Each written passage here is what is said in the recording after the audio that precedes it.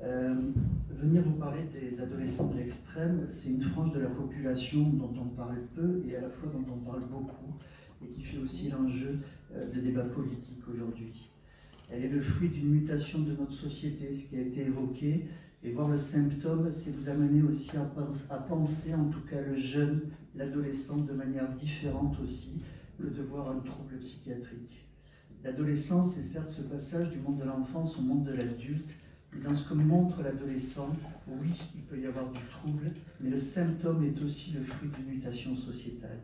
Et c'est pour ça qu'il faut avoir un regard dialectisé autour de cette question-là. Qu'est-ce que vient aussi signifier l'ado au travers de notre société et de quoi il a besoin dans cette quête de sens où je crois la perspective de tout sujet dans cette question-là, mais a fortiori chez ces enfants et ces adolescents. Vous parlez des adolescents de l'extrême, c'est cette dénomination que j'ai trouvée un peu barbare, mais qu'on peut-être vous connaissez, qui est apparue dans les années 80-90 et qui correspond à la mutation, qui est un peu arborée, de la famille dans notre civilisation. On les appelait les ados incasables, en fait. Alors c'était, personnellement, hein, c'est des dénominations qui ont été données, qui venaient du monde éducatif, qui ont été reprises dans les années 2006 par notamment la protection de la jeunesse judiciaire lors de colloques, pour signifier que ces adolescents, qu'est-ce qu'on en faisait et comment on s'en occupait, puisque forcément ils mettaient à mal les institutions. Et à l'époque, là où leur part était peu nombreuse, aujourd'hui Maurice Berger, qui est quand même un pédopsychiatre à Lyon, spécialiste de ces questions-là, thérapeute familial, dit que dans la protection de l'enfance, ces jeunes-là représentent 23% de l'adolescence en difficulté. Et cette jeunesse-là, comment on la gère, comment on s'en occupe, puisqu'on sait qu'ils sont à la frontière de la psychiatrie, ils sont à la frontière du judiciaire et à la frontière du médico-social. Et ils ont mis en épreuve, comme vous le voyez, un échec, les équipes professionnelles successives, et c'est savoir comment les accompagner au mieux, sachant que voilà, ils se situent à la frontière de plusieurs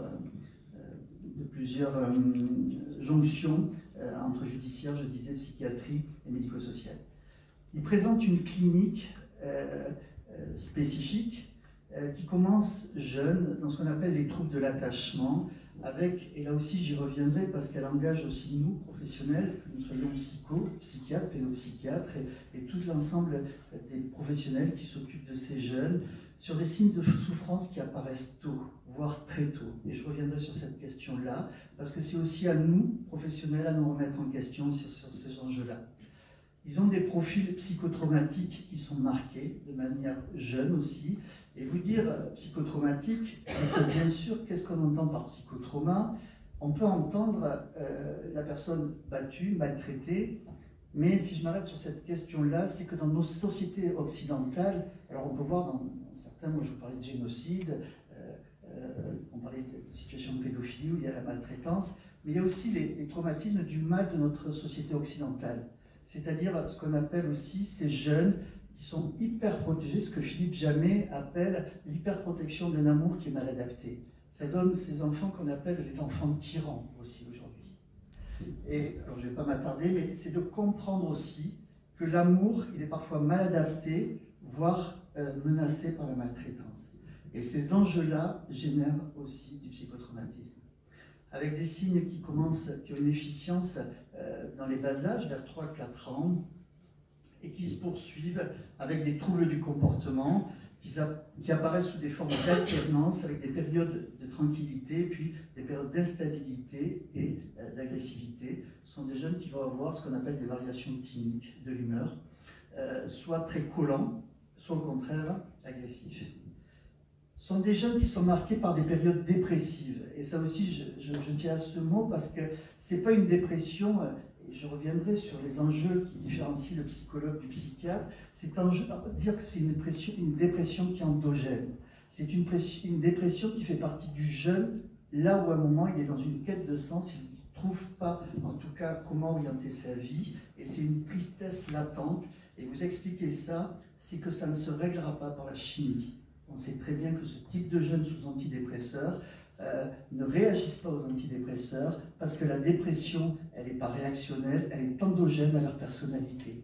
Et c'est ce qui fait que même sur les tentatives de suicide, les limites de la chimiothérapie, au sens de la thérapeutique, a d'énormes limites. Chez certains enfants, on trouve des inhibitions, c'est-à-dire des timidités, des réserves, qui sont liées à la dépendance. On parlait tout à l'heure de la question d'autonomie. Dans les troubles de l'attachement que présentent ces jeunes, il faut comprendre que ce sont des jeunes qui sont codépendants à la relation, dans le paradoxe qui montre.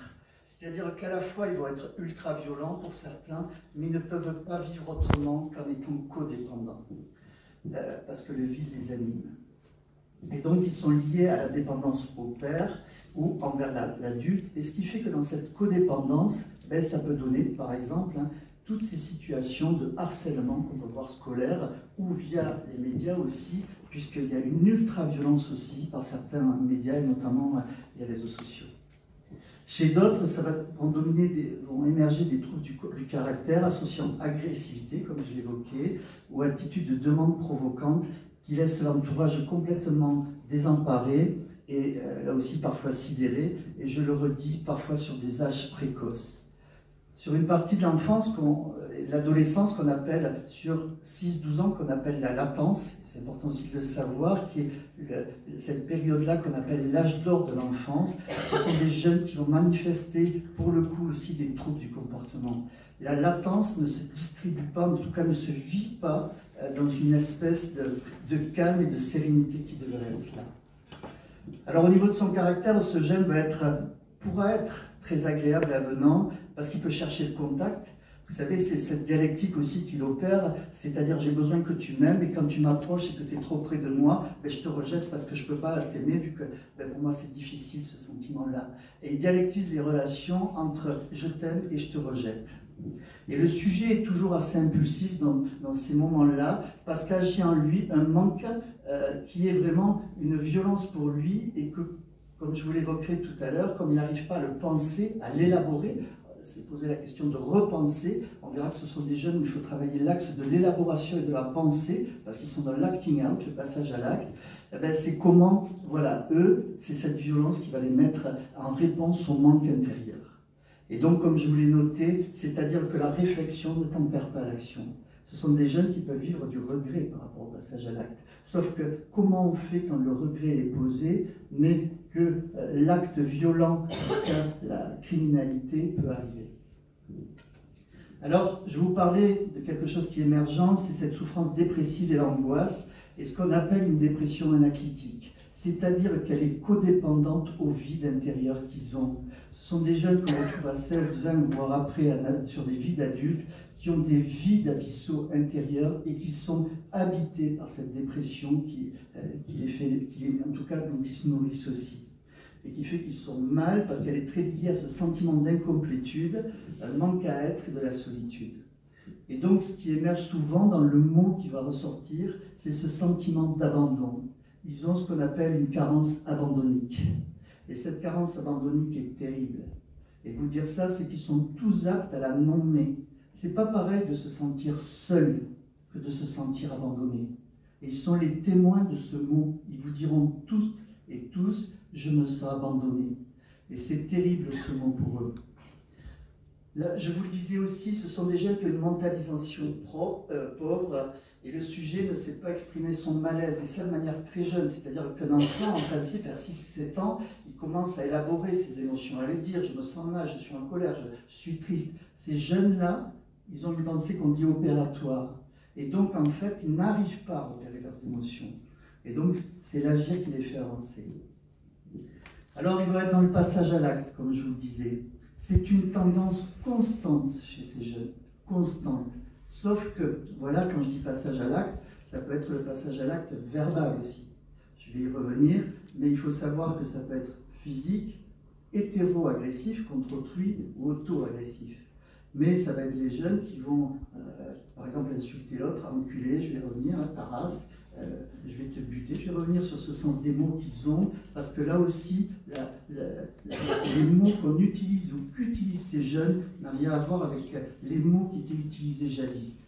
Et nous ne pouvons plus comparer la jeunesse d'aujourd'hui. avec la jeunesse de jadis, et ça vous l'avez très bien expliqué. Voilà, et ça c'est important. Ce qui fait que l'adulte et le professionnel que nous sommes ne peuvent plus penser l'adolescence aujourd'hui telle qu'elle a été jadis. Il faut pouvoir repenser l'adolescence en regard de notre civilisation, de notre culture qui a été faite, parce qu'ils ne sont plus les mêmes. Et bien sûr, là aussi, vous répondez des processus de scarification. Et rappelez-vous aussi, je vous le dis, mais s'il y a des professionnels, vous le savez, la question de la scarification n'est rien d'autre qu'un processus de passage à l'acte pour apaiser l'angoisse. Vous ne verrez jamais un jeune qui va vous dire j'ai plaisir à me scarifier. D'ailleurs, si vous lui dites je vais te couper si tu veux, non, non, ça fait mal. Mais par contre, quand l'angoisse menace, quand elle est là, le seul apaisement qui va rester, c'est je me réapproprie mon corps par le passage à l'acte, en tout cas. Et la scarification en fait partie. Et puis il y a ce profil de jeunes qui ont aujourd'hui 12-13 ans, qui sont non pas des toxicomaniaques, et ça c'est important de comprendre, mais des toxicophiles. Quand on comprend que ce sont des jeunes qui sont dans l'abandon, la carence, que ce soit les troubles des conduites alimentaires, que ce soit l'alcool, les substances illicites, le shit, ils viennent là parce qu'ils ont besoin de se remplir face au vide. Et il faut comprendre non pas que c'est un tox, mais qu'il a besoin de ça, ou qu'elle a besoin de ça, pour créer vraiment un apaisement intérieur. Et ça nous donne toute la condition de la structure du sujet. C'est-à-dire qu'il n'est pas un drogué ou un toxicomane tel qu'on peut l'entendre, ou un rejet, mais il a besoin de ça parce qu'il réactive des archaïsmes, où il a besoin du bien-être et d'un apaisement. Et c'est important de comprendre que là aussi, si on raisonne en termes de toxicomanie, et non pas de ce besoin d'être apaisé, forcément qu'on peut aussi mettre des traitements qu'il faudra parfois. Mais par contre, on passe à côté de l'enjeu de ce jeune-là. C'est important de voir les nuances. Et donc, comme je vous le disais, la prise de produit, elle sert à lutter contre la dépression de ces jeunes qui vont très très mal parfois. Et c'est là aussi des échecs de vie. J'aime pas du tout ce mot, c'était posé. Mais en tout cas, ces jeunes, ils peuvent se percevoir comme ça, comme des échecs de la vie. Et puis, bien sûr, il y a le passage à l'acte aussi de la tentative de suicide. Et Dieu sait si aujourd'hui, elle est nombreuse, sans doute vous le savez, mais le suicide dans notre jeunesse est la deuxième cause de mortalité en France, première cause en Espagne, et chez des jeunes qui ont entre 18 et 24 ans, ce qui témoigne aussi de l'évolution de notre société. Alors la réflexion autour de ces jeunes, on n'aura pas de réponse ce soir. C'est des phénomènes assez récents, même si je vous dis 80-90, où on travaillait, mais c'est en tout cas voir ces enjeux, parce que là où on les a nommés, je reviens sur cette dénomination d'incasables, quand on prend le temps d'être à côté d'eux et de les accompagner, ils sont parfois pas si incasables que ça en tout cas. Et que des fois, il faut sortir de la question diagnostique, mais voir le sujet, l'humain, comment on peut le prendre en charge, et je le redis, dans des problématiques très très complexes de ces jeunes. Ce sont des jeunes qui ne connaissent pas et qui n'ont jamais connu le jeu, enfant par exemple, même s'ils ont été hyper protégés. Voilà, et qui n'ont pas eu d'espace qu'on appelle d'espace transitionnel. Je vous dis ça parce que ce sont aussi des jeunes qui sont intolérants à la frustration. C'est-à-dire que dans cette intolérance à la frustration, on va avoir le passage à l'acte. Alors, on pourrait le voir de manière sociétale, c'est-à-dire que la temporalité aujourd'hui n'est plus non plus la même que jadis, et la question de la frustration pourrait se la poser avec les réseaux sociaux chez chacun de nous. Mais alors eux, c'est encore force 10, je dirais. Parce que eux, dans leur intolérance à la frustration, ils sont capables de tout péter. Excusez-moi de la trivialité, mais c'est ça aussi. C'est-à-dire que, comme je vous le disais, comme l'action n'est pas tempérée, ça va être des ados qui vont être très vite dans l'intolérance à la frustration par une réponse de la violence. Donc c'est tout un chemin d'accompagnement par rapport à ça. Et vous dire ça, c'est que ce sont, je vous parlais des mots, mais par exemple, c'est ce que j'évoquais, quand ils peuvent être dans des mots tels qu'on peut évoquer nique ta mère ou je vais te buter, ça peut être des situations qui vivent réellement. C'est-à-dire que c'est pris au sens littéral, parce qu'il n'y a plus cet espace entre les mots et entre le vécu. Et ça, c'est important de le comprendre aussi, parce que c'est tout un axe qu'il faut travailler avec ces jeunes, qui prend du temps, voilà, et qui demande du temps. Et parfois, le temps institutionnel n'est pas le temps psychique. Et c'est là aussi où parfois il y a hiatus, parce que effectivement, c'est comment prendre en charge ces jeunes qui vont demander une certaine singularité et une prise en charge, mais là où le temps institutionnel n'est pas du tout dans cette dimension-là. Et donc, là aussi, ce qui est complexe chez ces jeunes, c'est que l'acte délictuel, l'acte même de délinquance, produit une jouissance. Ça veut dire que certains de ces jeunes vont éprouver du bien-être à faire du mal à d'autres. Et là aussi, si je vous parle de jeunes qui ont 13-14 ans, c'est que, et ça c'est important de le comprendre en tout cas, c'est qu'ils ne sont pas tous foutus là-dessus. Vous dire ça, c'est que je parlerai des centres d'éducation fermés qui peuvent exister, parce que c'est là où on trouve certains de ces jeunes, CER ou CEF, et la loi est importante pour ces jeunes, mais on sait très bien que ce n'est pas suffisant. Aujourd'hui, un adolescent qui va être incarcéré à partir de 13 ans, quand il fait 3 incarcérations, on sait qu'il va être dans le grand banditisme s'il n'est pas suivi. La question est, oui, la justice, mais elle n'est pas que de la justice. Et j'y reviendrai parce qu'on ne peut pas se saisir que de ça.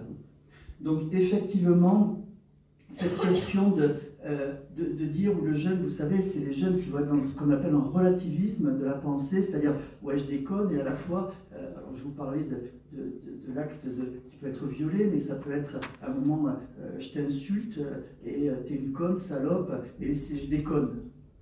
Ce sont des jeunes, il faut pouvoir travailler aussi tout cet axe-là. Et donc, comme je vous le disais, ce sont des jeunes qui ont une difficulté à penser, et ils ont une bonne raison, en fait, de ne pas penser. Parce qu'à un moment, ils vont vous le répondre, hein, ça sert à quoi de penser? Parce qu'à un moment, ça leur envoie tout leur état de vie. J'étais dans un département la semaine dernière, hein, c'était un jeune qui avait 14 ans et demi, et le psycho lui a demandé, est-ce que tu pourrais me parler de la séparation de tes parents? Il a pris la table, il a balancé contre le mur, il était en incarcération. Voilà la réponse aussi immédiate d'une intolérance à la frustration face à une question anodine, simple. Qu'est-ce que tu me dirais de la séparation de tes parents? C'est ces jeunes-là aujourd'hui que nous avons aussi à prendre en charge. Penser, c'est risquer de mesurer l'étendue du désastre qui les a animés et qui les anime aujourd'hui. Et c'est un principe de réalité qui a un prix pour ces jeunes. Et c'est pour ça que ça nous demande, en tout cas, à nous aussi, professionnels, de prendre le risque d'essayer, en tout cas, ou de tenter d'aller à leur côté. Alors, en conclusion, ces jeunes nous démontrent que le fait de la violence, là aussi, ne peut être analysé de manière simpliste. Je vous disais ça parce que certains courants idéologiques et politiques peuvent se saisir de ça comme ça a été évoqué. D'être sur une sphère neuroscientifique est très dangereuse aussi. Vous dire ça, c'est qu'il a été élaboré, effectivement, qu'il y avait le gène de la violence. Il y a même un politicien qui en a parlé. Pour moi, c'est dangereux. On peut parler d'épigénétique, mais pas de déterminisme génétique. C'est ce qui fait qu'à un moment, on donne une perspective aux jeunes. Vous savez, le psychotrauma, on sait aujourd'hui effectivement, et les études neuroscientifiques le démontrent, qu'il y a une mutation du gène de la spermatogénèse et de l'ovule de génération en génération. On sait que sur 3 générations, il y a des modifications. On le sait. Mais pour autant, est-ce qu'on est déterminé à être un gène? Et ça, c'est important. C'est pour ça qu'on ne peut pas faire du gène un déterminisme, sinon de voir dans quel environnement, en tout cas, évolue ce gène. Et c'est pour ça que la dérive parfois hégémonique de certains courants psy m'interpelle aussi et peuvent être aussi rattrapés par des politiques sur un discours très simpliste, mais qui là aussi voilà, a été évoqué, m'interrogerait sur ce qu'on pourrait prendre en termes de politique, en tout cas même en France. Donc, ne pas accepter une telle complexité, privilégier alors une seule origine, c'est ce que je disais, de la violence peut amener à tenir des raisonnements teintés de dogmatisme idéologique. Et voilà, je disais qu'il existe une question aussi du diagnostic. Le professeur Ollier, qui est un psychiatre aveyronais, parlait de cette question en juillet dernier, de l'adolescence et de la jeunesse. Aujourd'hui, il y a tout un courant qui dit qu'il ne faut pas diagnostiquer un jeune ou un adolescent. Alors oui, il ne faut pas le stigmatiser. Mais par contre, dire qu'on ne peut pas élaborer une structure de personnalité, je trouve que là, en tant que professionnel, c'est parfois grave. Parce que comment accompagner ces jeunes si on ne repère pas la structure de la personnalité? Et c'est des paradoxes que nous avons en France, où on est capable de dire « non, non, on ne met pas de diagnostic, par contre on le met sur Ritalin, il est 10, il est... » Vous savez, c'est tous ces troubles. Mais est-ce qu'un jeune, il est 10? Est-ce qu'un jeune, il est hyperactif? J'en reviens à ça, il est sujet, le jeune. Et c'est facile de se dédouaner derrière une complexité polymorphique de signes cliniques.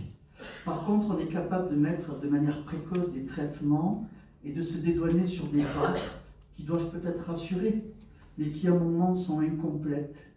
Et je crois qu'en tant que clinicien, il est important d'accompagner tous les professionnels autour de ces jeunes, parce que ce n'est pas pareil de parler à un jeune qui a des aptitudes d'élaboration qu'un jeune qui n'y arrive pas. L'accompagner, pour nous, c'est fondamental, et c'est sans doute la différence entre un psychiatre et un psycho, c'est que le diagnostic est fondamental, parce qu'il faut un traitement, mais pour nous, on parle de diagnostic de structure, c'est-à-dire comment il est habité, comment il fonctionne psychiquement. Et cette fonctionnalité-là, elle peut se faire de manière très précoce. Je pense notamment à l'autisme, par exemple, aux troubles autistiques, qui plus on les fait de manière précoce, et c'est pareil par rapport aux questions de la délinquance et des troubles dont je vous évoque, plus on peut prendre en charge le jeune tôt. Vous savez, il m'a été triste il y a 15 jours d'entendre un médecin scolaire qui me disait sur un jeune que je prenais en charge, qui m'a dit « Oh ben moi je m'en fous, il est 10, ce qui m'intéresse, c'est pas du tout la sphère psychique ». Et pourtant, ce jeune, quand je l'interrogeais, il me disait « Mais tu sais, quand je suis à l'école, moi, je ne peux pas penser, je ne peux pas être présent, parce que je ne sais pas le soir si c'est papa ou maman qui vient me chercher. » Comment voulez-vous que dans une telle insécurité, le jeune puisse être présent à l'école? Alors, je ne minimise pas ces troubles-là, mais à un moment, comment on peut faire du saucissonnage entre les pensées opératoires qui sont parfois réelles et la psycho-affectivité d'un jeune qui est en insécurité et dans des choses qui sont parfois douloureuses. On ne peut pas dissocier cette sphère psychique de la sphère cognitive. Donc c'est toutes ces perspectives-là qu'il faut interroger, tout comme les lieux, les maisons des ados, on va en parler tout à l'heure, ce sont des lieux de fondement aussi, de prise en charge pluridisciplinaire. Je vous parlais des centres éducatifs renforcés, des centres éducatifs fermés, pour les ISEMA, pour les adolescents, ce sont des centres, des internats sociaux éducatifs médicalisés et des appartements thérapeutiques et bien sûr des personnels formés. Et je dis ça parce que forcément qu'à un moment ça demande des moyens.